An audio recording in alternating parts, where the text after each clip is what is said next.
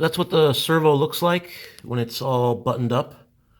You can see where I stuffed the wire back there behind the servo. No room anywhere else. I have this one here hooked up to the servo tester just so I can show you the travels we're getting with the setup that I did. Again, we're on the second to shortest horn on the servo and the 77mm long arm. There's the up travel. Plenty of up travel.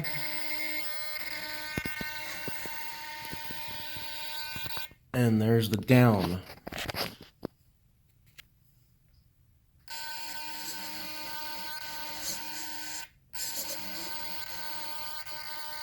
So we're getting probably 80 degrees of down flap, maybe a little more, and tons of up travel. We're using the majority of the travel on the servo. We're using all of it on the downstroke, and probably using about 70% of it on the upstroke, so that's pretty good. Okay, so next thing to do is just try to get covers on here and see how that goes. So the covers are on now. The glue needs to dry a little bit more, but when it's fully cured, it'll be transparent. And as you can see here, I have actually cut a hole out for clearance on the horn.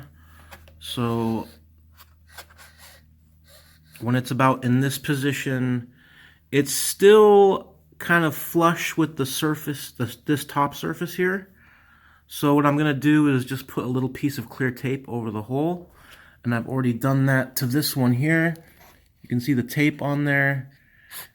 And that's the control surface working. So we're almost done. Just a few little odds and ends to wrap this center panel up. So I've glued the wing connector in exactly the same as I did on the previous Prestige center panel build that I made. So if you want to see that in more detail, just go watch that video. And now I have a loose connector here, and I'm going to use this to cut this hole in the tip panels so we can route the wires out of the tip panels. So all I did was just simply take this connector and plug it into the center panel like that. And then I'm just gonna, I put some masking tape on the tip panel where approximately in the area where the hole's gonna be. And then I'll show you what I did next.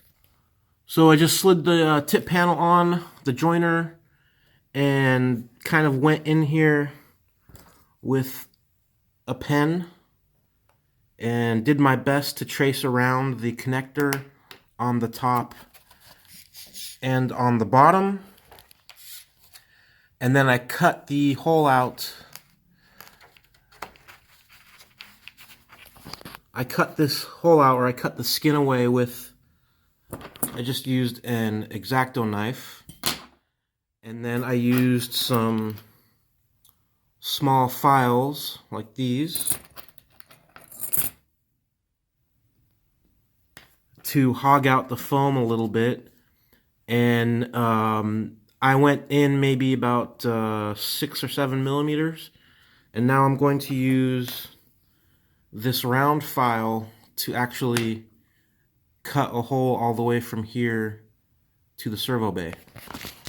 Alright, I've cut the channels in both the tip panels, and as you can see, I'm using a file to get the hole going all the way through, and it exits the hole that we made in our frame here. So I got that done, and the next thing I've done is trimmed, I would say about 4 inches, or about maybe 110 millimeters, 100 millimeters of wire off the servo. And what I'm going to actually do is feed this wire in through the hole that we made.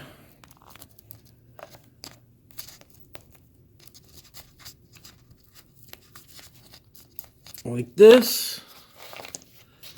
And now I'm going to crimp on a new connector, because with the wire just clipped real neatly like this and without connectors on, it's really easy to pull through the hole. So So I'm going to go ahead and put a connector on, and then we can... Oh, I took the servo out, obviously. We can bolt the servo back in and go ahead and put covers on. Here's what it looks like with the servo in place and how I have the wire routed. I have kind of a small loop of wire here just so I can have a little bit of slack forward and out, in and out when I need it. And then the horn can also go back into the slot a little bit, but not all the way, so it can't fall through. Yeah, and I'm just going to run the bolts in to the servo and then install the cover. So we have the all the IDS surfaces complete now, flaps, and also wrapped up the wingtips, routing the wires, putting the covers on. So basically we're done, and I just wanted to go over basically just one little issue, mostly related to the flaps here. You can see here's our horn, and then we have the arm going back into the servo, and you can see there's really little clearance from the top skin to that arm. And I don't know if it'll pick up on camera. See that right there? It actually is pushing up on the top skin right at the initial flap down movement.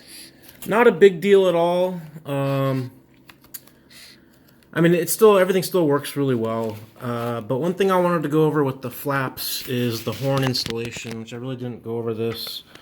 But let's say this is your flap here, and here's the central portion. This is the horn that we put in. It's the servorahmen horn. This is the part that hooks up to the arm, and it has these legs going down, and then it has these little like standoffs that it sits on or stands on.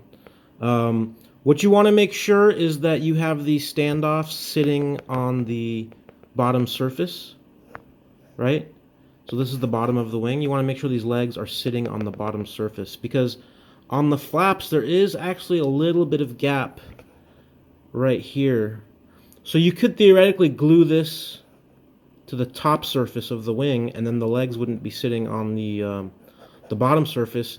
And then in this situation here, it would be really tough. You would have to cut a big hole out here to make sure you get clearance if you did that. So in order to keep everything under the wing skin, just make sure that your horn is actually sitting on the bottom surface of the wing.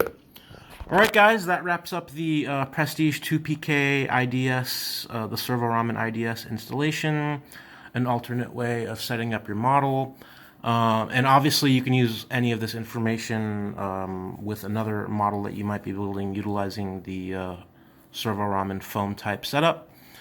So thanks a lot for watching, guys, and I will see you in the next one.